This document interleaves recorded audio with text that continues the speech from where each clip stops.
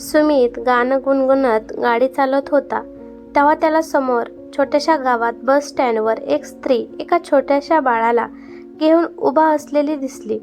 जेव्हा तो त्या स्त्रीच्या जवळून जाऊ लागला तेव्हा त्याला कळाले की ही तर तनुजा आहे. ही तीच तनुजा होती जी कधी काळी त्याची ती प्रेमिका होती. थोडं पुढं गेल्यावर सुमितने गाडी थांबवली. त्यानंतर त्याने गाडी मागे घेतली आणि तिच्या जवळ जाऊन त्याने गाडी थांबवली आणि तो तिला म्हणाला की चल, तुला जिथे जायचं आहे तिथे मी तुला सोडतो. त्याचा आवाज ऐकताच तनुजाने लगेचच तिने डोक्यावर पदर घेतला आणि म्हणाली की सर, मला कुठेसुद्धा जायचं नाही. सुमित गाडीतून खाली उतरला आणि तिला म्हणाला की एकदा माझ्याकडे बघ, मी कोण आहे. तिने एकदा सुमितकडे पाहिलं परंतु ती काही बोलली नाही. सुमित तिला म्हणाला की मला ओळखलं नाहीस का? त्यानंतर तनुजा दुसरीकडे तोंड करत म्हणाली की हो, मी तुम्हाला ओळखलं नाही, तुम्ही जाऊ शकता. त्यानंतर सुमित गाडीमध्ये जाऊन बसला आणि तो तनुजाकडे बघत बसला आणि म्हणाला की मी विचार केला होता की जेव्हा पण तुला नंतर भेटेल तेव्हा मी नक्कीच विचारेल की तू मला इग्नोर का करत होतीस, परंतु मला कळालं आहे की तू इग्नोर पण करत होती आणि तू माझा राग पण करत आहे. त्यानंतर तनुजा त्याच्याकडे बघत म्हणाली की एक मिनिट. सुमित तिच्या चेहऱ्याकडे पाहू लागला. तनुजा त्याला म्हणाली की तू मला कुठे सोडणार आहेस? सुमित तिला म्हणाला की जिथे तुला जायचं आहे तिथे मी तुला सोडेल. तनुजा वेड्यासारखी हसली आणि म्हणाली की जर कुठेच माझा शेवट नसेल तर? तनुजाचं बोलणं ऐकून सुमित एकदम दंग झाला. सुमित तनुजाचा चेहरा निहाळून पाहू लागला. तनुजाच्या कपाळावर कोणतीच टिकली किंवा गळ्यात मंगळसूत्र, हातात बांगड्या काहीच नव्हतं. सुमित तिला म्हणाला की तनुजा, तू तुझं काय हाल बनवलं आहेस? तुझा नवरा कुठे आहे? ती काही नाही बोलली. सुमितचं बोलणं ऐकून तनुजाच्या डोळ्यात अश्रू आले परंतु तिने गटागटा ते अश्रू गेले. त्यानंतर सुमित गाडीतून खाली आला आणि तिची बॅग उचलत तिला म्हणाला की चल आपण जाऊ. कुठे तर तुझा ठिकाणा असेल तिथं तुला मी सोडेल. तनुजा काहीही न बोलता गाडीमध्ये बसली. सुमितने गाडी स्टार्ट केली आणि ते निघाले.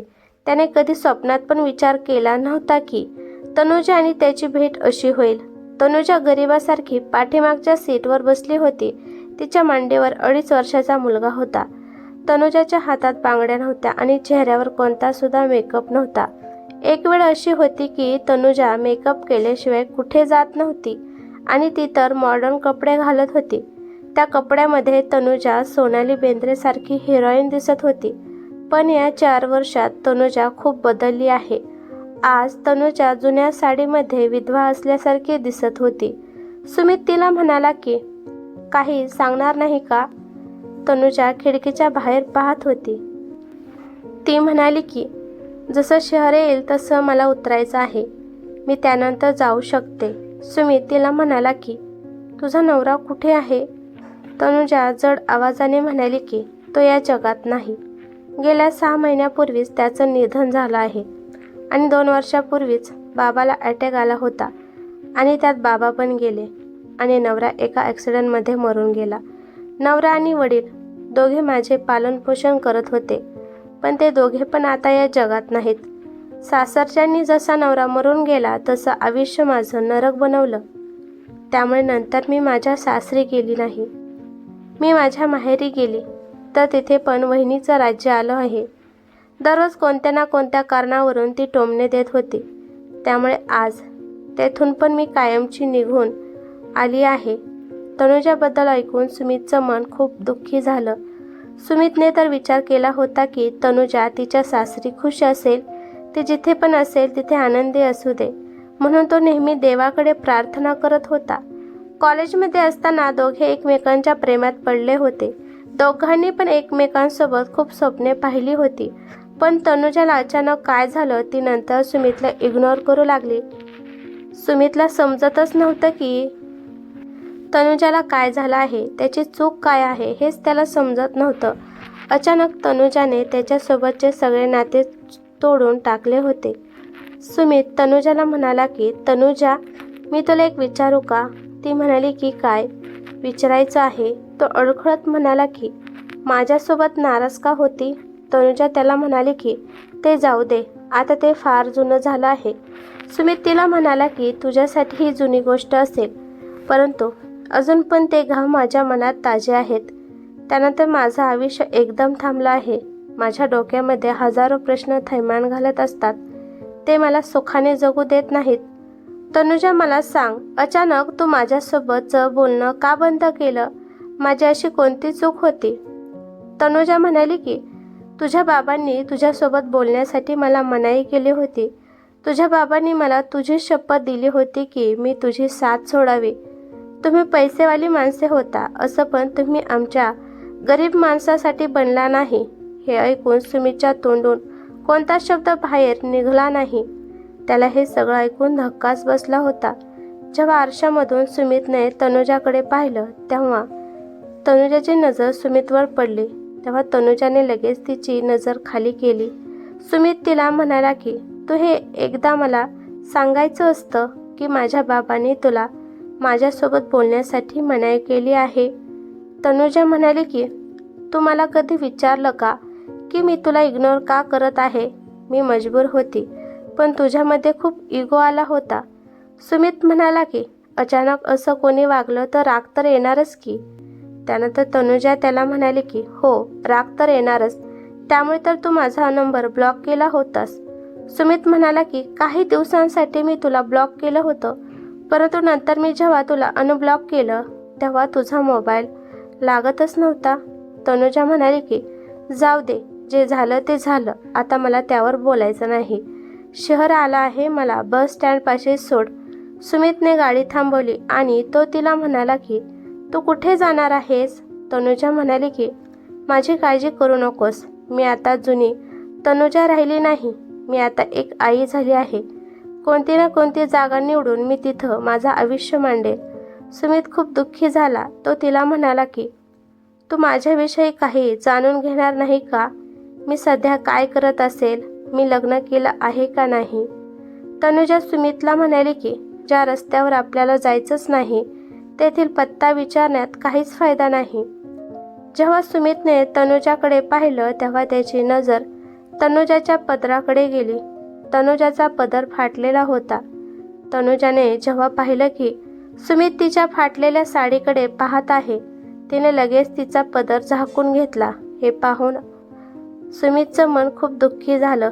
तो विषय बदलत म्हणाला की मी अजून लग्न केलं नाही. हे ऐकल्यानंतर तनुजाला माहीत नाही, परंतु तिला मनातून खूप आनंद झाला होता, परंतु तिने तिच्या चेहऱ्यावर दिसून दिलं नाही. ती सुमितला म्हणाली की गाडी थोडं पुढे घेऊन जा आणि मला तिथेच उतरायचं आहे. तनुजा, तुला एक बोलू का? ती म्हणाली की काय? सुमित भरल्या डोळ्यांनी म्हणाला की मी आज पण तुझ्यावर तेवढेच प्रेम करत आहे. मला माहीत होतं तुझं लग्न झालं आहे, तरी पण काय माहीत, मी तुझी वाट पाहत होतो. आज पण बघ, तू अनोळख्या ठिकाणी जाणार होती तेव्हा मी तुला भेटलो. आपल्या दोघांमध्ये काहीतरी नातं असेल, त्यामुळे देवाने आज आपली गाठ घालून दिली आहे. प्लीज तनुजा, माझ्यासोबत लग्न कर. मी तुझ्याशिवाय राहू शकत नाही. तनुजा म्हणाली की आता नाही, आता मला एकटीला राहायचं आहे. आता मला कोणाचे उपकार घेऊन जगायचं नाही. खूप दिवसांपासून कोणाच्या तरी आधाराची वाट पाहत होती, परंतु आता नाही. आता मी स्वतःचा आधार बनणार आहे. प्लीज तनुजा, एकदा माझं म्हणणं ऐकून घे. एकटीला आयुष्य काढणं खूप अवघड आहे. जीवनसाथीशिवाय आयुष्य खूप बोरिंग होते. तनुजा म्हणाली, इथेच गाडी थांबव, मला उतरायचं आहे. सुमितने जेव्हा गाडी थांबवली तेव्हा पटकन तनुजा गाडीच्या बाहेर उतरली आणि एका साईडने चालू लागली. एका हातात बाळाला आणि एका हातात बॅगला घेतल्यामुळे तनुजा हळू चालत होती. सुमित पटकन तिच्यापाशी गेला आणि त्याने जबरदस्तीने तिच्या हातातील बॅग घेतली आणि तिला म्हणाला की तू जिथे पण जात आहे तिथे मी तुला सुरक्षित ठिकाणी सोडून मगच माघारी येणार आहे. तनुजा त्याला म्हणाली की तुला माहीत आहे का, तुझ्यासोबत मी चालल्यावर मी खूप गरीब आणि असहाय्य वाटत आहे. सुमित नाराज होऊन म्हणाला की मला एवढं पण पर्क करू नकोस. ती चालता चालता थांबली आणि रागात म्हणाली, तुला एकदा सांगितलेलं कळत नाही का? मला माझा एकटेपणा, लाचारपणा मला तुझ्यापासून लपवून ठेवायचा होता. सगळी दुनिया माझ्याकडे कोणत्या नजरेने पाहते याच्याशी मला काहीही घेणं देणं नव्हतं. पण या हालतसोबत तुझ्यासोबत चालताना माझं मन विचलित होत आहे. सुमित तिला म्हणाला की नेहमी तुझ्या बाबतीतच विचार करते, माझ्याबद्दल पण कधीतरी विचार करत जा. तनुजा अजून चालू लागली आणि म्हणाली की तू पैसेवाला आहेस, माझ्यापेक्षा चांगली तुला करोडो मुली मिळतील, मला विसरून जा. सुमित एकदम इमोशनल होऊन म्हणाला की मला करोडो मुली मिळतील, परंतु त्या करोडो मुलीमध्ये मला तू मिळणार नाही. तनू, मला तूच पाहिजे. माझी काय चूक आहे? माझ्या वडिलांनी तुला माझ्या आयुष्यातून जायला सांगितलं होतं, मी तर तुला जायला सांगितलं नव्हतं. तनुजा म्हणते की खूप वेळा न बोलण्यापेक्षा शांत बसल्यावर समजून घ्यायचं. जेव्हा मला तुझी गरज होती तेव्हा तू शांत होता आणि आता माझ्या आयुष्याचं वाटोळं झालं आहे आणि तू आता बोलत आहे. खूप कठोरपणाने तनुजा त्याला म्हणाली, आता सगळं संपलं आहे. माझं आयुष्य खूप बदललं आहे. माझी आता कोणती स्वप्ने शिल्लक राहिली नाहीत. आता मला फक्त माझ्या बाळासाठी जगायचं आहे. अजून माझ्या आयुष्यात काहीच उरलं नाही. प्लीज सुमित, येथून निघून जा. मला माझ्या परिस्थितीवर सोडून जा. असं म्हणताच तनुजा तिचे अश्रू पुसू लागली. सुमित तिला म्हणाला की तू किती पण मला वाईट बोल, मला ताणे दे, कडवटपणाने बोल, परंतु मी तुला एकटं सोडणार नाही. खूप दिवसांनी मला तू मिळाली आहे. आता मला तुला हरवायचं नाही. जेव्हा तुझं लग्न झालं तेव्हा माझ्या मनाला मी समजवलं होतं की तू सुरक्षित ठिकाणी आहे, परंतु आता तू एकटी आहे. तुला कोणाच्या तरी आधाराची गरज आहे. जर मी तुला आज एकटीला सोडलं तर मी कधी स्वतःला माफ करणार नाही. तू माझ्यासोबत लग्न करू नकोस, माझ्यासोबत येऊ नकोस, पण तुझं सुरक्षित स्थळ मला दाखव, मग माझं मन शांत होईल. तनुजापाशी खरंच तिचा राहण्याचा कोणता ठिकाणा नव्हता. ती जेव्हा माहेर सोडत होती तेव्हा तिने विचार केला होता की शहरामध्ये जाऊन एखाद्या मंदिरामध्ये ती आसरा घेणार होती. नंतर लोकांच्या घरी जाऊन काम करून ती तिच्या बाळाला सांभाळणार होती. परंतु अचानक सुमित मिळाल्यामुळे तिचं मन विचलित झालं होतं. ती तिचं आयुष्य एकटी लढणार होती. ती खूप स्वाभिमानी मुलगी होती. तिला वाटत होतं की सुमित तिच्यावर दया दाखवत आहे. तनुजाच्या काखाला बसलेला मुलगा तिला म्हणाला की आई, मला भूक लागली आहे, बाळाला भूक लागली आहे. हे पाहून तनुजा तिला चहाच्या टपरीवर घेऊन गेली. त्यानंतर तिने 10 रुपयाचा चहा आणि 5 रुपयाचा बिस्किटचा पुडा घेतला.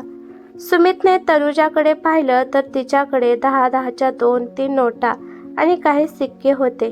15 रुपये खर्च झाल्यावर तिच्याकडे आता 20-30 रुपये शिल्लक राहिले होते. हे पाहिल्यानंतर सुमितच्या डोळ्यातून अश्रू येऊ लागले. जेव्हा तनुजाने बाळाला बिस्किट खायला दिलं तेव्हा सुमित तिला म्हणाला, कमीत कमी बाळाच्या भविष्याबद्दल तरी विचार कर. मला एक संधी देऊन बघ. एवढ्या मोठ्या जगात एकटं राहणं खूप अवघड आहे आणि एका स्त्रीला तर त्यापेक्षा खूपच अवघड आहे. तुझा हा हट्ट सोडून दे. देवानेच आपली गाठ घालून दिली आहे. तनुजाने तिच्या बाळाला काखाला घेतलं आणि एका हातात ती बॅग घेऊन निघाली. ती त्याला म्हणाली की मला तुझी साथ नाही पाहिजे, मला नाही पाहिजे तुझी दया. असं म्हणता म्हणता तिचं डोकं फिरायला लागलं. त्यानंतर ती बाळाला आणि बॅगला घेऊन खाली जोरात पडली. तिला चक्कर आली होती आणि ती बेशुद्ध झाली. जेव्हा तनुजाला शुद्ध आली तेव्हा ती हॉस्पिटलमध्ये होती. तिच्याजवळ सुमित आणि सुमितचे वडील बसले होते. सुमितच्या वडिलांना तिची हालत पाहू वाटली नाही. त्यांना कळाले की तिची ही अवस्था माझ्यामुळे झाली आहे. तनुजाचं बाळ सुमितच्या मांडीवर होतं. ते बाळ त्याच्या मांडीवर बिनधास्त झोपलं होतं. तनुजा बेडवर झोपलेली उठली आणि म्हणाली, मला काय झालं होतं? तुला काही नाही झालं. तुला जरा अशक्तपणा आला होता, त्यामुळे तुला चक्कर आली होती. आता तू व्यवस्थित आहेस. तनुजा, तुला बाबांना काहीतरी बोलायचं आहे.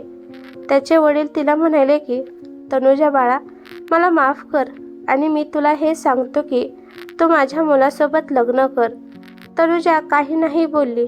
ती सुमितच्या मांडीवर झोपलेल्या बाळाकडे पाहत बसली. असं म्हणून सुमितचे वडील तेथून निघून गेले. सुमित अजून पण शांतपणाने तनुजाच्या चेहऱ्याकडे पाहत होता. तनुजा सुमितला म्हणाली की इथं माझ्यापाशी येऊन बस. सुमित पण तनुजापाशी जाऊन बसला. तनुजाने त्याचा हात हातात घेतला आणि ती त्याला म्हणाली की, का माझ्यावर एवढं प्रेम करत आहेस? सुमित म्हणाला की, प्रेम ही अशी भावना आहे ज्यामध्ये आपण त्याला कितीही थांबवण्याचा प्रयत्न केला परंतु ते थांबत नसतं. त्यानंतर सुमित आनंदी होऊन म्हणाला की, तू माझ्यासोबत लग्न करण्यासाठी तयार आहेस का? तनुजाने लाजेने खाली मान घातली आणि म्हणाली की हो. सुमित तिला म्हणाला की, अगं याला काय म्हणावं? मी केव्हापासून तुला मनवण्याचा प्रयत्न करत होतो परंतु तू तयार झाली नाही. पण बाबा एकदाच म्हणाले तर लगेच तू तयार झाली. तनुजा उदास होऊन म्हणाली की, काही वेळापूर्वी मी घाबरली होती. उद्या जर मला काही झालं तर माझ्या बाळाचं काय होईल? बाळासाठी मी असहाय्य झाली आहे. एकटा माणूस काहीसुद्धा करू शकत नाही. खरंच मला जीवनसाथीची गरज आहे. त्यासाठी मी तुझ्यासोबत लग्न करण्यासाठी तयार झाली आहे. हे ऐकून सुमित खूप खुश झाला आणि त्यानंतर सुमितने आणि तनुजाने लग्न केलं आणि ते तनुजाच्या बाळासोबत आनंदाने राहू लागले. ही कथा कशी वाटली ते मला कमेंट करून नक्की सांगा. कथा आवडली तर लाईक शेअर नक्की करा आणि चॅनेलवरती नवीन असाल तर चॅनेलला सबस्क्राईब करा. धन्यवाद.